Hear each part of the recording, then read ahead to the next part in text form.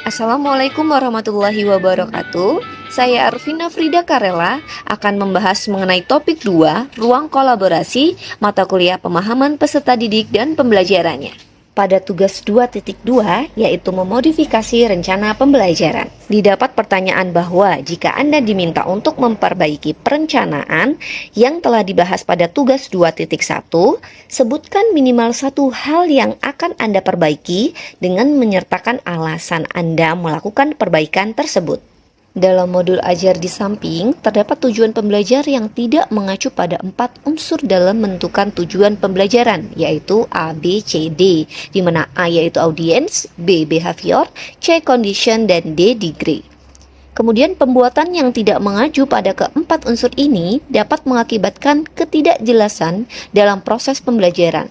Selain itu juga, sulit untuk memahami siapa yang dituju, perilaku apa yang diterapkan, kondisi seperti apa yang diperlukan, dan tindak pencapaian yang diharapkan. Jika mengabaikan keempat unsur ini, maka tujuan pembelajaran tidak terarah dan sulit diukur, sehingga mengurangi kualitas dan efektivitas dalam proses pembelajaran. Penjelasan dari keempat unsur pokok dalam perumusan tujuan pembelajaran sebagai berikut.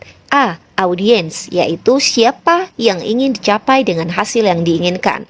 B. Behavior, yaitu perilaku yang diharapkan dapat dilakukan audiens setelah proses pembelajaran. C. Condition, yaitu dalam kondisi apa audiens diharapkan menunjukkan perilaku yang diharapkan. Dan D. Degree, yaitu seberapa baik audiens harus menunjukkan perilaku yang diinginkan. Hasil analisis setelah mengamati tujuan pembelajaran yang terdapat pada modul tersebut. Pada modul, tujuan pembelajaran disebutkan yaitu memahami satuan panjang dan arti ukurannya, sehingga mampu mengukur panjang. Nah, pada tujuan pembelajaran tersebut, A. Audiens yang terdapat di modul itu tidak disebutkan. Seperti pelakunya siapa, audiensnya siapa, secara eksplisit tidak disebutkan. Padahal dalam unsur penentuan tujuan pembelajaran menyebutkan audiens sangatlah diperlukan guna ketepatan sasaran dalam mencapai tujuan pembelajaran.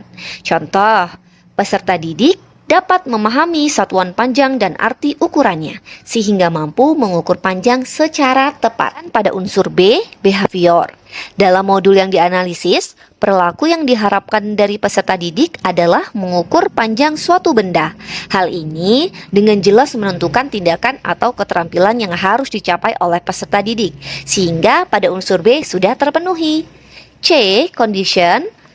Pada modul, tujuan pembelajaran sudah mencakup kondisi yang harus ada agar peserta didik dapat mencapai tujuan pembelajaran, yaitu memahami satuan panjang dan arti ukurannya. Artinya, pada condition sudah terpenuhi. D. Degree. Pada tujuan di modul ini tidak mencantumkan derajat kinerja yang diharapkan. Seharusnya untuk membuatnya lebih spesifik bisa menambahkan elemen derajat seperti dengan tepat, dengan benar, dan sebagainya. Contoh, peserta didik dapat memahami satuan panjang dan arti ukurannya sehingga mampu mengukur panjang secara tepat.